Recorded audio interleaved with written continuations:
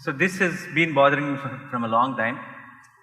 When I was an assistant director, I remember my first salary when they gave it to me, it was 4,000 rupees.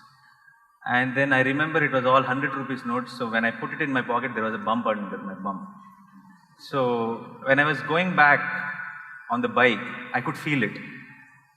And I was feeling that I'm so rich, there's so much cash in my pocket, and I can remember how excited I was, how I wanted to buy off half of the Hyderabad with that 4,000 bucks.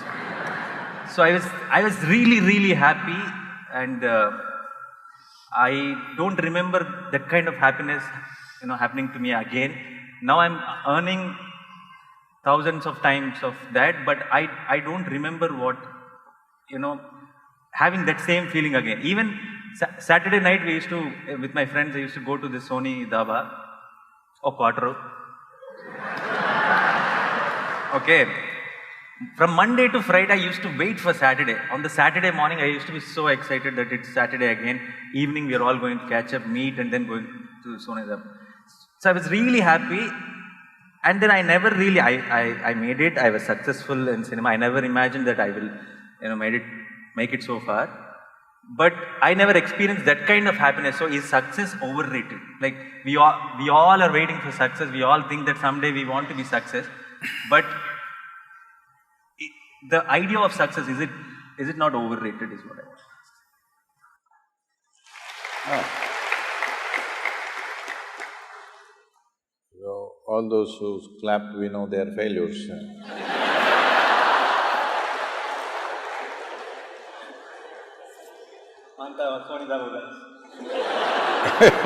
Maybe, they're all the Dhaba people. Yeah.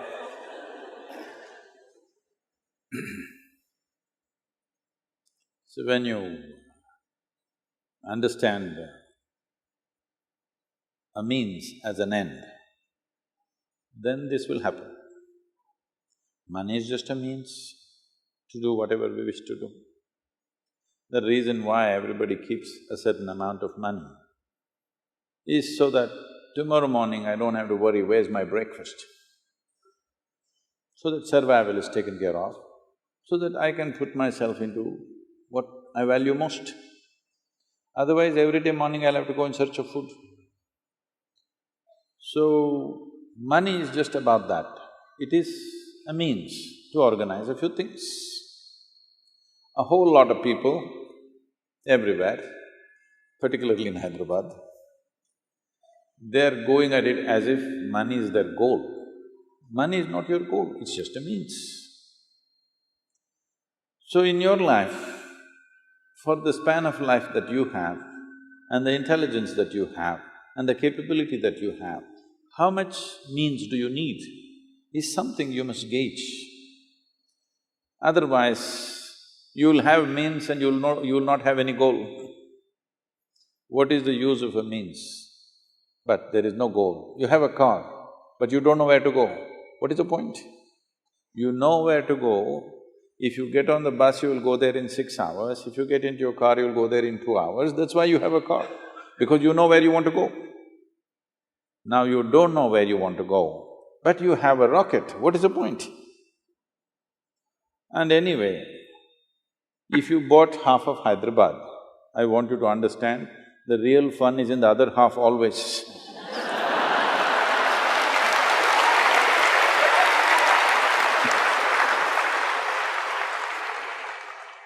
4,000 more, sir, next month salary. You have heard of Alexander the Great? You've heard of Alexander the Great? The moment you make an idiot like that great, then your life is ruined. Because I want you to understand what this man did. Alexander started off on his conquest mode at the age of 16. He went from country to country, killing hundreds of thousands of people, saying, this is my land, but won't sit there and enjoy that land, we'll go to the next one because the other part of the Hyderabad he's looking. Like this, he came all the way to India or to the entry of Indian subcontinent. By then he's 32. He's tired, killing, fighting, killing endlessly. He killed many of his very close friends who started off with him because they all wanted to go back. 16 years, no cell phone, you can't talk to your family. They have left their land 16 years ago. At the age of 16, 17, they are fighting endlessly, killing, blood, that's all they have seen. Everybody's tired, but this man wants the other part of Hyderabad. So, he went through a certain experience. Now, time is running out. For a warrior, 32 is not a good age. Things are becoming a little weaker, not as good as it was at 25. So he is worried. So one thing is, he wants to conquer the world and it's taking too much time, so he wanted to become immortal. This is the next. Once you have Hyderabad, next is immortality. So he wants to become immortal. So he heard lots of stories, Indian yogis, mystics who lived for thousands of years, India is full of such stories. So he sent out an advance party of 8 soldiers. Go find an Indian yogi who will teach me the science of immortality. So they came looking around and then they found one yogi, somewhere probably looking at the descriptions, we think somewhere in the, let's say, in the Pakistani Punjab, that region somewhere, looking at the description of terrain, everything, it seems like that. We could be wrong, but somewhere in that region, what is presently Pakistan, which was considered India at that time. So he came and they found a yogi sitting under a tree, just one loincloth simply sitting there under a tree, blissed out. They looked at him and they said, you come, our Alexander wants to meet you. The yogi laughed and said, I'm not going anywhere, I'm here. If he wants, please ask him to come. They said, no, you better come, he is the emperor, you just come now. He said, no. They pulled out their swords. These are violent men, they can take off your life for nothing. Now he is given a good cause that he is refusing their orders. So they said, we'll take off your head. He laughed and said, take it off. I've finished everything that I need to do with myself, I'm just sitting here, enjoying my existence. You want to take my head, take it. See, if I take your head, I will not get your intelligence. This is one thing people must understand. If I could get your intelligence, I could take all your heads and keep it with me.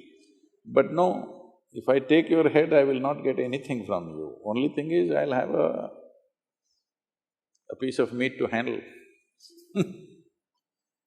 So then they thought, oh, this guy is not scared of death, he must be immortal. They said, begged him, please come, our emperor wants to know about immortality.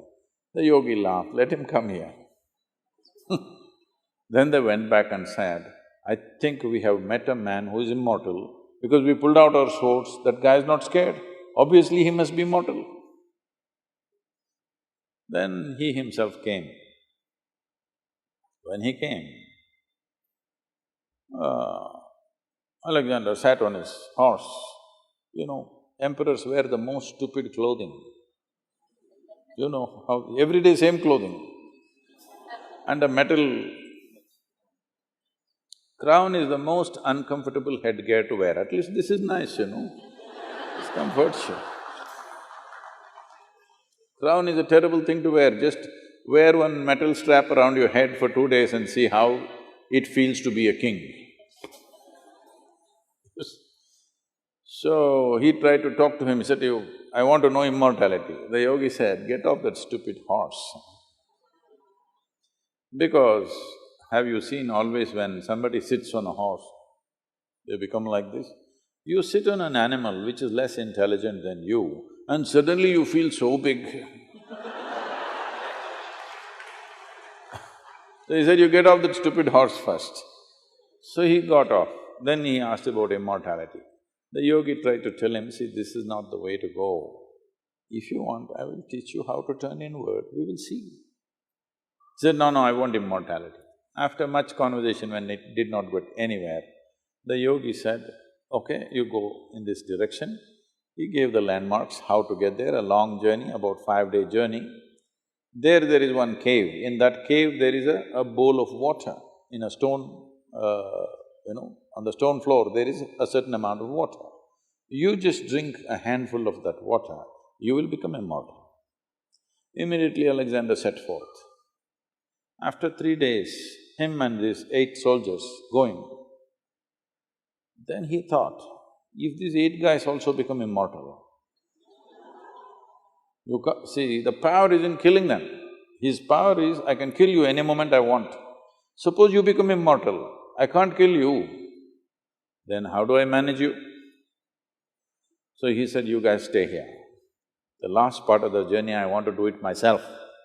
So he left them there and alone he went, found the cave. Then he found that water as he was told. He went and put his hands and was about to drink. Then a voice spoke and said, don't drink that water. I drank that and look at my state. He looked around, who is talking? There was nobody around, by then the water slipped out. Then he saw a crow and the crow said, don't drink that water. I drank that water I don't know when, and now the problem is I cannot die. See, if we really want to punish you, death sentence is not such a bad thing. If we curse you that you can never die, 1,000,000 years later you're still sitting here, this is the worst punishment.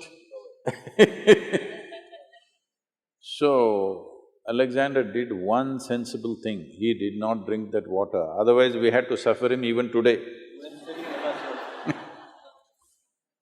So this is the only sensible thing he did in his life, he did not drink that water because he realized that he will not be able to bear himself. Forget about the world. The world will suffer, of course, but he himself cannot stand himself beyond a certain point. So we must understand, this life is not a conquest. This is not a conquest. The only thing that's there for you in this life is the profoundness of your experience. How profound is your experience when you sit here? This is all there is, nothing else you carry. Other arrangements we make for convenience. How much convenience do you want? Convenience will work only to a certain point. It will never transform itself into well-being. People have invested and invested like this endlessly. I met somebody, I was in a home in United States, and I walked into this room and I found 700 to 800 pairs of footwear. And this lady of the house came in and she saw I was in this room, Sadhguru, why are you here? I said, what is this footwear? She says, no, Sadhguru, let's go, what do you want, Sadhguru? I said, whose footwear? Then I see it's all ladies' footwear. It's all your footwear, 800 pairs. I can understand. You want one shoes for walking, another for jogging, another for golf, another for office, another for party. Well, you are a woman, you want all the 7 colors of the rainbow. All right, you have 25, you have 30, it's okay with me. 800. How will you wear on these 2 feet? You're not a centipede.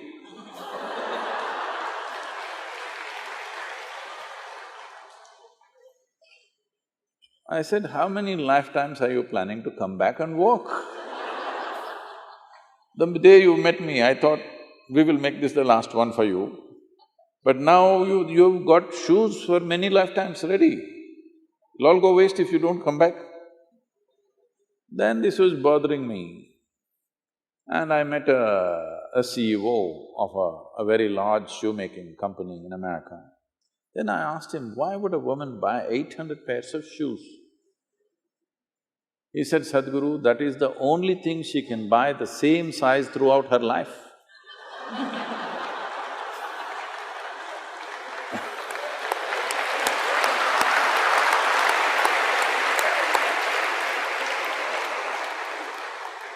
Then I thought it's okay maybe.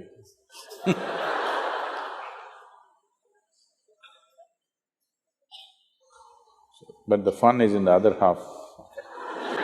So basically, దీని అర్థం that I have become more wise, that I am unable to enjoy. See, you cannot enjoy anything, this must be understood. If you try to enjoy something, you will bring misery upon yourself. But if you're joyful, everything is nice. You're supposed to be joyful, you're not supposed to enjoy. What is that enjoy? I know. When there is no joy, you try to enjoy. It is just that if you add one more alphabet… No. If you add one more alphabet, it'll become end-joy.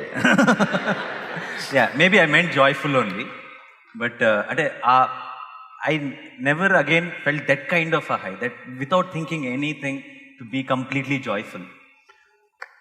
So if joy is what you're looking for, this will not come because of a bulge in your pocket.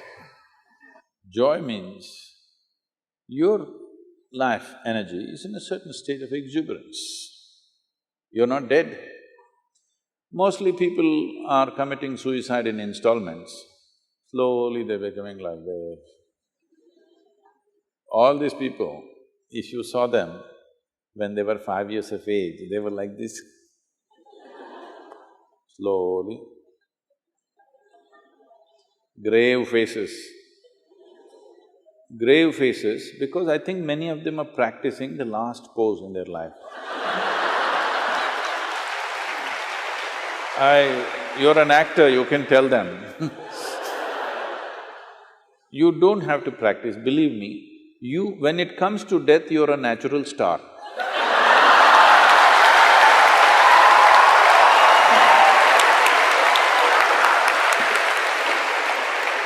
Have you… I know. Have you ever seen any dead body which is having a wrong expression on its face? No. So why are you practicing now? Life has many expressions that will happen if you're in a certain exuberance of life. If you're slowly killing yourself, yes, literally killing yourself, so slowly it is becoming like half dead. I want you to understand this. Fully alive is fantastic. Dead is good, at least for others. But half alive means it's torture. See, if I want to keep you… if I want to torture you, what will I do? Will I kill you? I will keep you half alive. That is torture, isn't it? So if you keep yourself half alive, this is torture. Every day waking up in the morning itself is torture for a whole lot of people. Only little joy when that Sony Daba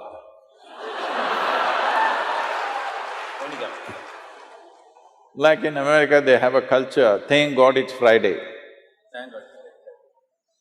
So if 5 days of the week is misery, how come Friday becomes joy? No, chemically induced something. This is the greatest danger in human life. Today we are going towards this very rapidly.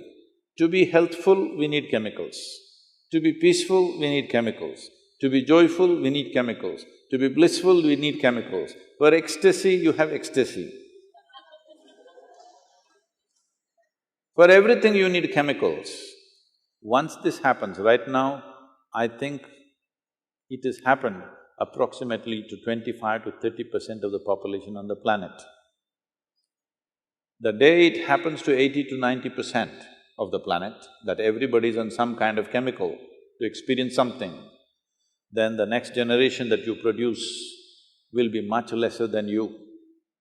Once we produce a generation which is less than us, we have committed a crime against humanity. The next generation should at least be one step ahead of us. If we leave them behind us, this is a crime against humanity. We are trying to get there rapidly.